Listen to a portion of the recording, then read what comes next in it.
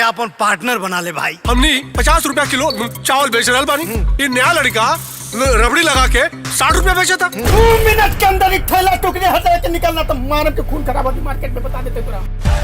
ई रहाली दुकान का चाबी। अभी खाली गुमटी के तो दीपक किराना भंडार कैसे बनेगा एक तू जाना। जितना भी भोजपुरी के देखे वाला लोग बा, भोजपुरी के बोले वाला लोग बा, भोजपुरी के समझे वाला लोग बा, इस सब कोई के सांझे बिहाने चैनल पे स्वागत बा, नमस्कार बा, प्रणाम बा। और जे भी हमरा से छोट भाई बंधु बाणे, इस सब कोई के आशीर्वाद, प्यार, दुलार बा। आज हम रउआ सभे के सामने जौना फिल्म के ट्रेलर के रिव्यू करे खातिर आइल बानी। इ ट्रेलर के नाम है दीपक किराना स्टोर। ये फिल्म के एक्टर बाणन रितेश पांडे और एक सह कलाकार बाणन संजय पांडे, मनोज टाइगर यानी कि बतासा चाचा, और एक अभिनेत्री बाड़ी, एक्ट्रेस बाड़ी चांदनी सिंह। ई जौन फिल्म बा ई तानवी मल्टीमीडिया के बैनर तले बनल बा। एकर जौन टॉपिक बा ई एगो दुकानदार के जिंदगी पर बनल बा कि दूगो दुकानदार कैसे एक दूसरा के से कंपटीशन करतान और एक दूसरा के दबावे खातिर और एक दूसरा के बिजनेस के खत्म करे खातिर कौन कौन हथकंडा अपनावतान।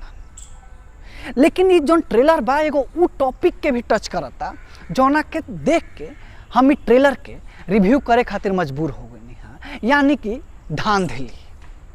एगो ग्राहक के साथ और ग्राहक के भावना के साथ कौना हिसाब से पैसा कमाए खातिर दुकानदार अपन नियत के भी तौले पर उतारू हो जाता वही फिल्म में दिखावल गइल बा।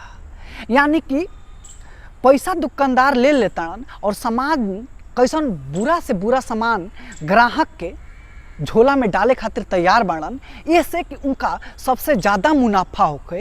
ये कारण जनता और ग्राहक के जहर भी परोसे में कोई संकोच नहीं खन करत। ई जौन रितेश पांडे के ट्रेलर आइल बा ए में उ मुद्दा के भी दिखावल गइल बा जौन मुद्दा खातिर भारत सरकार बहुत जो दिन से और समय समय पर छापा मारत रहेला। यानी कि मिलावटखोरन के खिलाफ सरकार एगो युद्ध लेवल पर छापा मारत रहेला। ट्रेलर में एगो हमरा डायलॉग बड़ा ही पसंद आइल है, जौन ट्रेलर के डायलॉग बा। ये काम मिला बता रे। साधारण चावल के डबल शाही चावल बनावता है। पूरा दुनिया तो ऐसे ही चलता। कोनो भी सामान पे अपन लेवल चिपका देता, फिर वो सामान के अपन बना लेता। भैया तो नटवर लाल के भाई हवे। फिल्म में चांदनी सिंह नायिका के भूमिका में बाड़ी। इनका डायलॉग डिलीवरी उतना सटीक नहीं है, लेकिन एक्सप्रेशन बहुत ही बढ़िया बा और काबिले तारीफ भी बा। रितेश पांडे एक्टर के भूमिका में अभी जच नहीं खन पावत।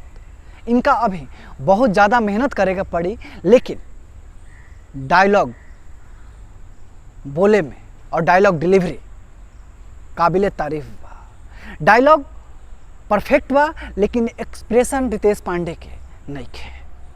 कारण ये ट्रेलर थोड़ा मधेश रहा था, फीका फीका लागता।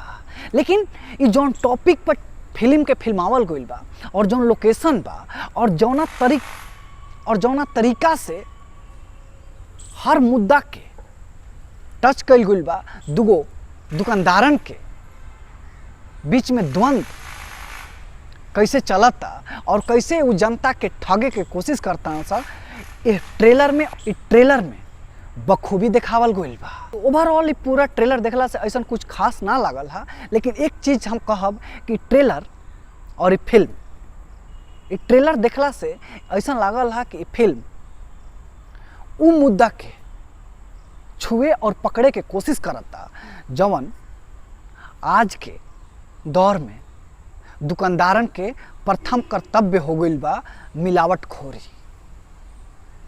अगर ये फिल्म से समाज में और मिलावटखोरन के बीच में एगो डर पैदा कर देवे या खौफ पैदा करे में और एगो संदेश देवे में सफलता हासिल कर लेता तो हमारा लागत है कि इससे बढ़ फिल्म के कोई काम भी ना होखेला। यानी कि समाज के गंदगी के उजागर करे खातिर ही फिल्म होखेली सा और उहे मुद्दा पर बनावल बा। यानी कि मिलावटखोर और दुकानदार कैसे एक दूसरा के बिजनेस दबावे खातिर जनता के और कस्टमर और ग्राहक के झोरा में जहर और